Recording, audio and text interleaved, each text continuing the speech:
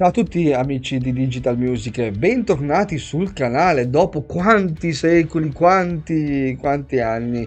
Sono veramente contento di registrare questo nuovo video. Come potete vedere, nuovo setup, nuova camera, tutto nuovo. Io ringrazio veramente mia moglie qui davanti che mi sta dando veramente una grande mano, mi sta anche prendendo in giro e facendo ridere. Dai, al di là delle sciocchezze, no, non è una sciocchezza, diamo un po' di ritmo. Parliamo un po' di cose serie che interessa a voi.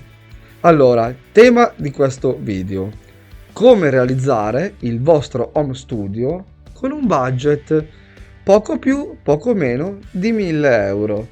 Voi potete dirmi, vabbè, ma basta fare una ricerca, è semplice. Sì, ma sapete quante persone mi chiedono, sia al lavoro che sentendo altri musicisti, persone che stanno imparando a registrare, a suonare, mi chiedono, ma io cosa devo comprare? Perché ho paura di spendere dei soldi per una cosa che non va bene.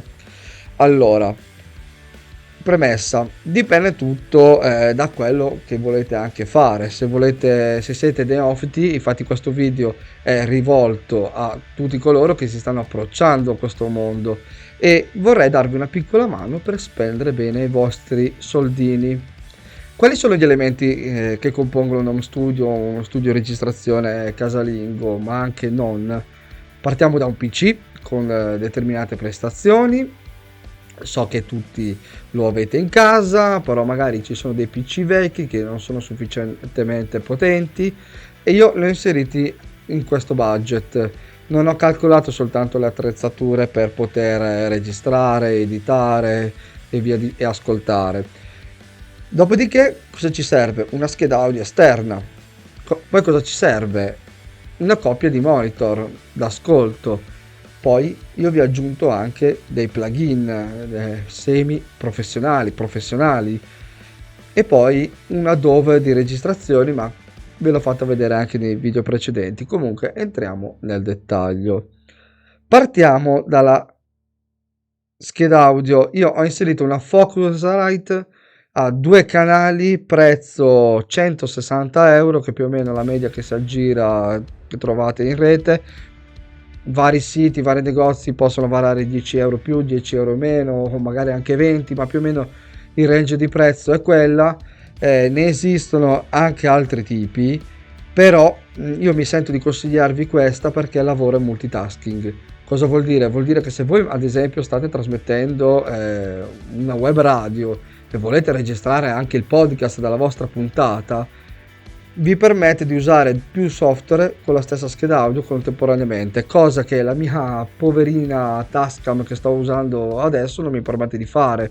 Poi a livello di qualità più o meno sono tutte uguali, quasi simili, quindi io vi consiglio veramente questo a un prezzo veramente contenuto. Andiamo avanti invece e apriamo un mondo veramente vasto che non basterebbe un'ora di video.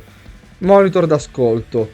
E qui va in base a quello che anche il genere che volete produrre. Magari io vi propongo dei Yamaha HS5 per stare all'interno di questo budget, prezzo 340 euro la coppia più o meno. E i pro quali sono? Il prezzo contenuto, la qualità è ottima, però c'è un piccolo inconveniente che è quello. Intanto ragazzi stanno buttando giù la parete da qualche parte, scusate, non so cosa sta succedendo, ricapitoliamo. Yamaha HS5 e un cono del 5 e praticamente, scusate, mi hanno distratto, le figure di M sono gratitissime. Comunque io personalmente uso gli HS7, mi trovo benissimo, ma ho una stanza molto grande. Sono monitor con il bus reflex posto nel retro, quindi con le frequenze basse dovete stare attenti, molto attenti. Quindi o vi orientate su Yamaha o magari su questo range di prezzo potete prendere anche dei KRK, monitor molto usati nella musica elettronica. Comunque sono veramente ottimi monitor. Microfono. Qui abbiamo un grande classico, il Rode NT1A, veramente versatile, venduto in bundle, trovate il suo ragno, la- il suo antipop, che non è il massimo, però a 179 euro il kit abbiamo il microfono, un microfono veramente, veramente versatile e umilissimo, il rapporto qualità-prezzo altissimo. E io ne acquisterei anche due o tre perché li ho provati anche sulla batteria, non mi sono dispiaciuti. Quindi sono ottimi anche per il broadcast, per registrare podcast, strumenti acustici, ragazzi, per home studio, per iniziare a prendere la mano, iniziare a registrare, secondo me sono veramente, veramente ottimi. Apro anche un capitolino adesso, passiamo ai plugin. Allora, ne esistono vari tipi, magari qualcuno è abituato a usare i plugin dentro la Dove, qualcuno è abituato a Universal Audio, qualcuno è abituato con le Waves, che comunque è un prodotto molto più costoso. Io vi consiglio gli Slate Digital perché potete acquistarli. Ovviamente dovete avere anche la chiavettina di attivazione della licenza, costa una cinquantina d'euro. A 14 euro al mese potete avere in abbonamento questi plugin che sono veramente, veramente ottimi. Io li ho usati in studio e ne sono rimasto veramente soddisfatto.